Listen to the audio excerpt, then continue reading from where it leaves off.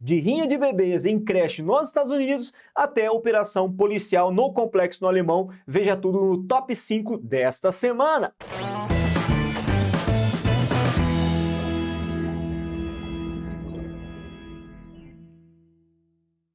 Fala, gente linda, beleza? Japa da redação aqui trazendo os top 5 da semana de acontecimentos que agitaram o Brasil e com certeza o mundo e podem ser utilizados por você de maneira muito perspicaz na redação e com certeza servem como alerta para o que pode cair em outras questões voltadas para o seu exame vestibular. Então se liga nesse vídeo até o final. Em quinto lugar, dos acontecimentos mais marcantes da semana, nós temos a comemoração dos 125 anos da Academia Brasileira de Letras. Ela foi fundada no dia 20 de julho de 1897 e foi estruturada no Rio de Janeiro de acordo com os moldes parisienses, sendo convidados 40 integrantes para compor as cadeiras dos imortais. Dentre essas figuras mais célebres que compuseram esse início da academia, nós tivemos a Luiz Azevedo, Graça Aranha, Olavo Bilac, Raimundo Correia e a gente não pode esquecer da célebre figura do Machado de Assis, que inclusive foi presidente vitalício até a sua morte no ano de 1806 dessa instituição tão celebrada no Brasil. E qual a grande relevância da Academia Brasileira de Letras para a nossa cultura? Ela tem como objetivo preservar a nossa cultura, a nossa língua e a nossa literatura. E além de tudo isso, a ABL tem como uma das primordiais funções zelar pela seleção, organização do vocabulário ortográfico da língua portuguesa. Isso significa que é a instituição que cuida justamente das questões que envolvem a elaboração da gramática, da ortografia, daquilo que vai ser incorporado ao nosso idioma em termos de palavras novas que vão surgindo com o decorrer do tempo. Ou seja, se vocês quiserem culpar alguém pela quantidade de coisas que você tem que estudar na língua portuguesa todo ano no seu ensino médio, culpem a ABL. Brincadeiras à parte, nós tivemos este ano ainda 2 episódios muito marcantes quando se fala da Academia Brasileira de Letras. 2 figuras notórias do cenário cultural e popular incorporaram a academia. São eles Fernanda Montenegro e Gilberto Gil. Fernanda Montenegro se tornou imortal no dia 15 de março deste ano e ocupou a cadeira número 17. E olha que bacana essa frase de efeito que ela enunciou no seu discurso de posse. Vejo a academia como um espaço de resistência cultural. Por que essa frase é tão importante ou tão impactante? Porque num cenário conjuntural de desvalorização crescente da nossa cultura, se torna premente ter em vista a valorização e a resistência que a Academia Brasileira de Letras representa para a manutenção do nosso patrimônio imaterial, aliás, que é a nossa cultura. E logo na sequência, Gilberto Gil, famoso cantor, famoso também inclusive pelo movimento Tropicália, assumiu a cadeira no dia 8 de abril de 2022, ocupando a cadeira número 20. E o Gilberto Gil assumiu a cadeira número 20 no dia 8 de abril deste ano também. E no seu discurso de posse, ele falou o seguinte, olha que da hora essa frase de efeito também. Há uma guerra em prol da descasão e do conflito ideológico nas redes sociais da internet. E a questão merece a atenção de nossos educadores e homens públicos. A ABL tem muito a contribuir nesse sentido.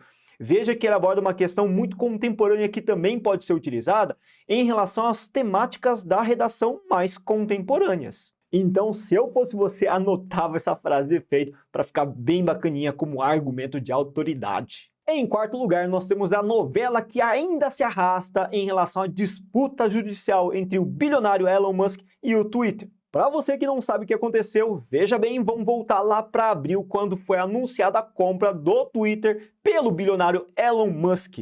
Ele ofereceu a bagatela de 44 bilhões de dólares para fazer essa aquisição. Gente, se a gente for fazer a conversão para a nossa moeda corrente, o real, nós teríamos a bagatela aí de 242 bilhões de reais. E eu aqui tentando juntar quinhentão por mês para levar minhas filhas para Termas dos Laranjais no final do ano. Mas essa novela toda se complicou mesmo porque na semana passada o Elon Musk anunciou que não compraria mais o Twitter. E a justificativa que ele utilizou é que o Twitter se recusou a revelar as questões que envolviam principalmente as contas falsas que haviam nesse tipo de plataforma. E o Twitter rebateu Elon Musk dizendo que havia cumprido todas as medidas que foram programadas e orientadas. Resultado, o Twitter deu um checkmate no Elon Musk. Ou você compra e paga 44 bilhões de dólares, ou você não compra, mas você também tem que cobrir uma multa rescisória de 1 bilhão de dólares. E por conta disso tudo, no dia 19 de julho deste ano, a Justiça norte-americana foi acionada e uma audiência foi marcada para outubro para discutir finalmente essa questão. E olha, parece que as coisas não vão muito bem para o bilionário. Em terceiro lugar dos top 5 da semana, nós temos mais uma situação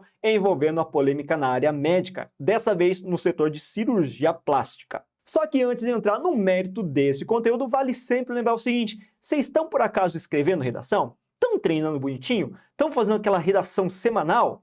Eu sei que a gente aqui na Corrija-me, na nossa plataforma aqui do YouTube, a gente proporciona bastante conteúdo e informação teórica para vocês. Só que só isso não basta. E para você realmente ter uma eficiência na hora da prova, segurança e conseguir tirar o seu 900+, você precisa treinar bastante. Por isso que você pode acessar a nossa plataforma e se inscrever gratuitamente e conhecer um pouquinho mais da melhor plataforma de correção de redação do Brasil. Quais são as vantagens de você assinar a Corrija-me hoje, gente? Nós possuímos dentro da nossa plataforma várias ferramentas disponíveis para você melhorar cada vez mais no processo de construção da redação. Entre esses tipos de ferramenta ofertado, nós temos, por exemplo, o nosso curso de redação. E esse curso não é apenas um, são vários, distribuídos de acordo com a modalidade e nível também em que você se encontra. Por acaso você está começando a redação ainda, tem que melhorar bastante a base, a estrutura ainda da dissertação? Então nós temos o curso básico. Você já tem uma ideia bem clara do que é a dissertação? Então nós temos o curso avançado. Além disso, nós também disponibilizamos cursos de acordo com o vestibular que você deseja fazer. Por acaso você quer só prestar o Enem? Pois bem, a gente tem justamente um curso de redação voltado unicamente para o Enem, para 5 competências. Assim como também se você quiser prestar VUNESP, nós temos um curso específico para VUNESP. E como funciona o processo de correção da Corrija-me? Gente, vocês podem enviar a redação de duas formas distintas para a gente. Ou você tira uma foto do manuscrito que você fez, ou escaneia, digitaliza, ou você pode digitar na própria plataforma de correção de redação. Dessa forma, você, em poucos dias, tem o feedback de um profissional que é competente naquela área, naquele segmento, naquela banca específica e que vai te dar os elementos necessários para que você possa evoluir cada vez mais. Então, se você quiser garantir a sua tão sonhada vaga num exame vestibular ou num concurso público, vem para Corrija-me, porque aqui você entra para o nosso time de vencedores. Agora, depois desse merchanzinho básico, a gente pode ir para o terceiro evento que mais chamou a atenção na semana. O médico Bolívar Guerreiro Silva, um equatoriano residente no Brasil, que fez todo aquele percurso para poder atuar na medicina brasileira, ele foi acusado recentemente de um crime que ele cometeu. E olha só que absurdo que ele fez, gente. Ele manteve uma paciente internada em cárcere privado durante 2 meses no hospital particular em Duque de Caxias, na Baixada Fluminense. Esta mulher teria feito procedimentos estéticos com ele um tempo atrás e voltou para fazer outras cirurgias corretivas. Só que, infelizmente, essas outras cirurgias não foram muito bem sucedidas. Ela já havia feito um procedimento estético há um tempo atrás com esse mesmo médico. No entanto, depois que os procedimentos não foram bem sucedidos, ela teve que fazer outros procedimentos corretivos. Só que por conta desses outros procedimentos resultarem também em uma situação desfavorável ao médico, e essa paciente ameaçou denunciá-lo, ele ficou mantendo essa paciente durante 2 meses em cárcere privado. Tanto o hospital quanto a equipe médica que participou de todos os procedimentos emitiu alguns pareceres dizendo que jamais o médico faria uma coisa dessa e que o hospital nunca compactuaria com uma situação também de cárcere privado. No entanto, quando a polícia foi investigar o caso a título de denúncia pela tia da paciente, constatou que justamente ela estava numa situação realmente de risco e até com algumas regiões do seu corpo necrosadas por conta dos procedimentos estéticos muito mal feitos. E olha o que ela disse no depoimento que ela deu depois que ela foi finalmente resgatada. Meu peito está todo necrosado. Eu tô com um buraco na barriga. 2, aliás. Eu não vejo o meu umbigo. Gente, a pessoa tirou o umbigo ou fez com que ele ficasse deformado, enfim. Ele, referindo-se ao médico, falava que não era para eu contar para ninguém que estava assim.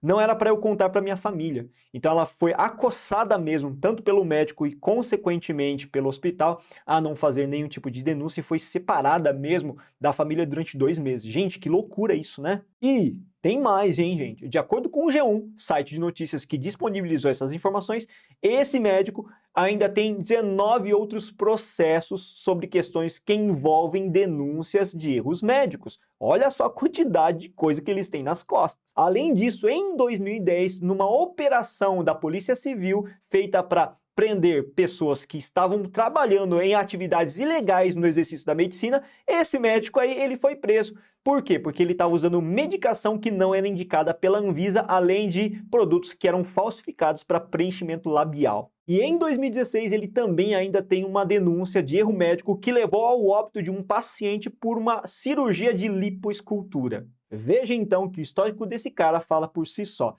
Então, uma recomendação que a gente pode dar aqui na prestação de serviço para você que nos ouve. Cuidado no momento em que você for escolher o cara que vai ser responsável por fazer a sua cirurgia de intervenção estética, gente. Mas de que maneira a gente pode encaixar esse evento como uma temática de redação? No ano de 2017, o Enem, na aplicação para pessoas privadas de liberdade, o famoso Enem PPL, fez a seguinte abordagem temática: consequências da busca por padrões de beleza idealizados. Só para você ter uma ideia de que esse assunto é muito, mas muito atual. Além do que, nós disponibilizamos também para vocês consultarem essa aulinha aqui bacana, que fala no nosso canal sobre a busca pelo padrão de beleza idealizado. E olha a conclusão que a gente chega analisando essa questão toda. Por que será que os erros médicos cresceram exponencialmente nessa área da cirurgia plástica? A procura que nós estamos tendo ultimamente é muito grande, principalmente porque houve um boom das redes sociais e essas redes acabam promovendo cada vez mais essa busca por uma beleza, por um padrão idealizado e inatingível, fazendo com que muitas pessoas estejam insatisfeitas aí com o seu próprio corpo e, consequentemente, busquem essas intervenções cirúrgicas. E aí vem um outro porém: quanto mais pessoas buscam, mais o mercado também se mobiliza a atender essa demanda, só que nem sempre essa demanda é profissional, capacitada o suficiente para realmente atingir as nossas expectativas. Por isso que os erros médicos também crescem de maneira exponencial. Vai fazer uma cirurgia? Então toma cuidado. E toma cuidado também porque essa temática pode sim cair para vocês no Enem.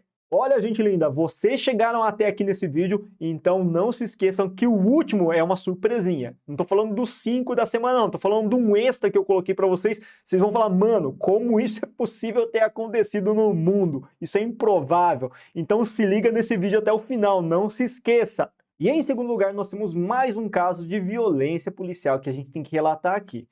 Esse episódio aconteceu em Vila Barraginha, que fica no município de Contagem, região metropolitana de Belo Horizonte, Minas Gerais, na noite do dia 16 de julho, um sábado. O jovem de 29 anos, Marcos Vinícius, foi abordado pela polícia quando estava bebendo com os colegas e alguns vídeos de moradores registram a ação dos policiais neste momento. Ele passou por uma revista, foi levado para trás de um veículo e lá houve a efetivação de 3 disparos atingindo a cabeça e o peito de Marcos Vinícius. De acordo com amigos, parentes, moradores daquela região, a polícia agiu dessa forma em resposta a uma execução de fato. Marcos Vinícius não teria pagado propina para esses policiais e, por intermédio disso, ele teria sido assassinado. Já a polícia alegou que Marcos Vinícius tinha diversas passagens pela polícia, incluído o tráfico de drogas, e naquele momento que foi levado para trás do veículo, naquele instante que as câmeras não conseguem mostrar de fato o que aconteceu, ele teria reagido à prisão, tentado pegar a arma do policial, e nesse momento o policial reagiu dando 3 disparos. Claro que esse processo de investigação apurando a conduta do policial ainda está em andamento e a gente não sabe ao certo o que aconteceu, qual a conclusão desse inquérito. No entanto, uma polêmica e uma discussão e reflexão que fica pra gente é o seguinte: será que de fato os policiais estão cada vez mais violentos e os abusos executados por eles realmente se justificam? Será que a sociedade está cada vez mais violenta? Será que de fato esse indivíduo tentou realmente uma reação de arremeter a arma do policial para tentar se livrar daquela prisão? São vários questionamentos que a gente tem, várias situações e circunstâncias essas que possibilitam uma leitura do crescimento da violência no Brasil hoje. E inclusive para essa discussão quero trazer você. Coloca nos seus comentários o que você achou, qual a sua posição. Será que a polícia de fato tem que agir com truculência mesmo, como uma resposta a essa sociedade violenta? Ou na verdade o Marcos Vinícius era inocente nessa situação e foi vitimado, executado de fato? Bom, tragam comentários e informações adicionais, que é sempre importante para a gente a sua colaboração. E como não bastasse tanta violência que a gente tem assistido todo dia, infelizmente no top 1 da semana ficou a incursão da operação policial que aconteceu no Complexo do Alemão, no Rio de Janeiro, no dia 21 de julho.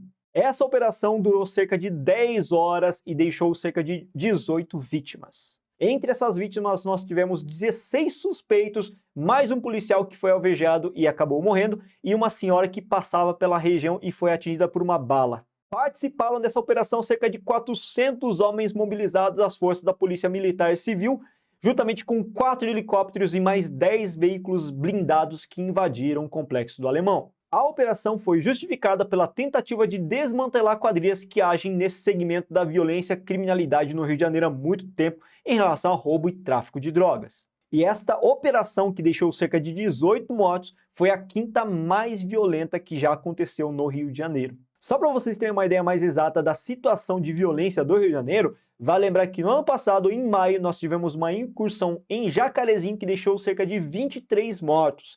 E em maio deste ano, um ano depois do episódio de Jacarezinho, nós tivemos também uma incursão de uma operação policial que aconteceu na Vila Cruzeiro.